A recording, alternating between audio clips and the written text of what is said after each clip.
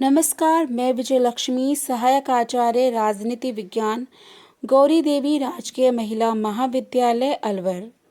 और हम अध्ययन कर रहे थे रूस की विदेश नीति का, और इस वीडियो में हम उससे आगे का अध्ययन करेंगे। रूस की विदेश नीति की प्रमुख विशेषताओं का विवेचन हम कुछ महत्वपूर्ण बिंदुओं के अंतर्गत कर सकते हैं। सबसे पहला बिंदु है विचारधारा मुक्त विदेश नीति। पूर्व सोवियत संघ साम्यवाद का सुदृढ़ गढ़ रहा, इसलिए उसके पतन के बाद भी साम्यवाद की जड़ों का गहरा होना स्वाभाविक था। इसलिए उस समय के राष्ट्रपति बोरिस येल्त्सिन रूस में साम्यवाद को पुनः नहीं उभरने देने के लिए कृत संकल्प थे, और इसीलिए उन्होंने इसके लिए अन्य पाश्चात्य लोकतांत्रिक देशों का भी सहयोग प्राप्त किया। वर्तमान में रूस वैश्वीकरण व भूमंडलीकरण के दौर में विभिन्न पाश्चात्य देशों के साथ अपने संबंधों को सुदृढ़ कर रहा है। अमेरिका के साथ सामान्य सहयोगी संबंध।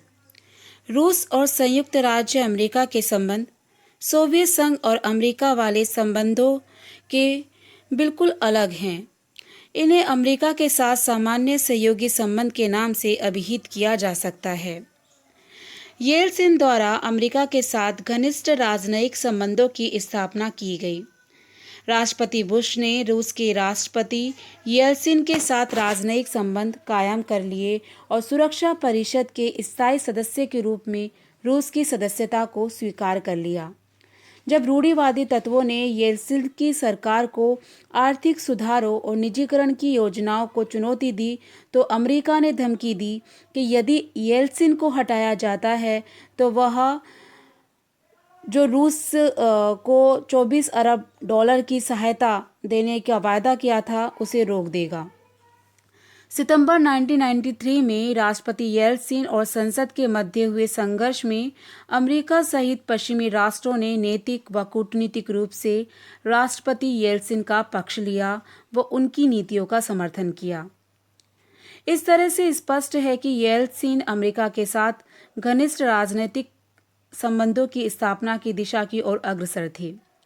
इसके अलावा बोरिस येल्त्सिन अमेरिका की दृष्टि से लोकतंत्र, मुक्त बाजार और स्वतंत्रता के पक्षधर थे, और इसलिए उनसे निशस्त्रीकरण के बारे में समझौता करना आसान था।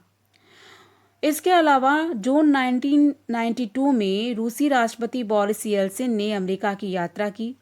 दोनों के बीच शिखर वार्ता के अंतिम दिन वाशिंगटन चार्टर और 9 अन्य महत्वपूर्ण दस्तावेजों पर हस्ताक्षर किए गए, और इसमें इन बातों पर सहमति हुई कि दोनों देश संयुक्त सैनिक अभियान चलाएंगे, दोनों देश विस्तृत सैनिक, आर्थिक और वैज्ञानिक सहयोग पर के आधार पर कार्य करेंगे, और दोनों शस्त्र कटौती के महत्वपूर्ण समझौते पर हस्ताक्षर किए, और इस व्यापार समझौते के तहत परमाणु हथियारों की संख्या 2/3 कम हो जाएगी, और दोनों देशों के बीच विस्तृत अंतरिक्ष अभियान में सहयोग देने के लिए भी सहमति जताई गई। इसी के साथ रूस को अमेरिकी सहायता प्रदान की गई। येल्त्सिन ने अमेरिकी कांग्रेस के संयुक्त अधिवेशन से रूस को 24 अरब डॉलर की अमेरिकी सहायता के बुश प्रशासन के प्रस्ताव को मंजूर करने की अपील की। बुश प्रशासन ने रूस को व्यापार की दृष्टि से अधिक तरजीह वाले राष्ट्र का दर्जा दिया। चूँकि रूस इस समय अमेरिकी आर्थिक और अन्य प्रकार की सहायता पर निर्भर हो गया था, इसलिए उस पर अमेरिकी दबाव भी बढ़ता जा रहा था। 17 जुलाई 1993 को अमेरिका के दबाव में रूस को भारत के साथ क्रायोजेनिक रॉकेट इंजन का करार तोड़ना पड़ा। रूस रणनीतिक, आक्रामक और रक्षात्मक युद्ध तथा बहुपक्षीय नाभिकीय निरस्त्रीकरण के लिए अमेरिका के साथ शस्त्रों पर नियंत्रण पाने के मामलों में रचनात्मक सहयोग की हिमायत करता है। रूसी परिसंघ का मानना है कि रणनीतिक आक्रामक शस्त्रों में तभी कमी की जा सकती है जबकि बिना किसी अपराध के वैश्विक रणनीतिक स्थिरता को प्रभावित करने वाले सभी कारकों को ध्यान में रखा जाए।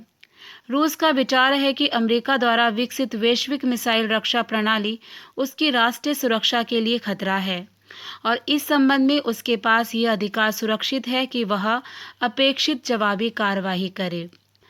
अमेरिका में डोनाल्ड ट्रंप के नेतृत्व में आने के बाद पुतिन और ट्रंप के बीच कई वार्तालाप हुए। दोनों देशों के बीच समान आधार पर रचनात्मक संबंध भी स्थापित हुए। वर्तमान में अमेरिका में नेतृत्व परिवर्तन के साथ अमेरिकी राष्ट्रपति जो बाइडेन पुतिन के साथ रुख सख्त रखने के साथ ही रूस के साथ संतुलित संबंध रखने की कोशिश कर रहे हैं। और इसके मद्देनज़र रूस के राष्ट्रपति व्लादिमीर पुतिन ने शुक्रवार को रूस और अमेरिका के बीच अंतिम परमाणु सशस्त्र नियंत्रण संधि को विस्तार देने वाले विधेयक पर हस्ताक्षर किए, जो अगले सप्ताह समाप्त होने जा रही थी। रूसी संसद के दोनों सदनों ने संधि को 5 साल का विस्तार देने वाले विधेयक के पक्ष में सर्वसम्मति से मतदान भी किया।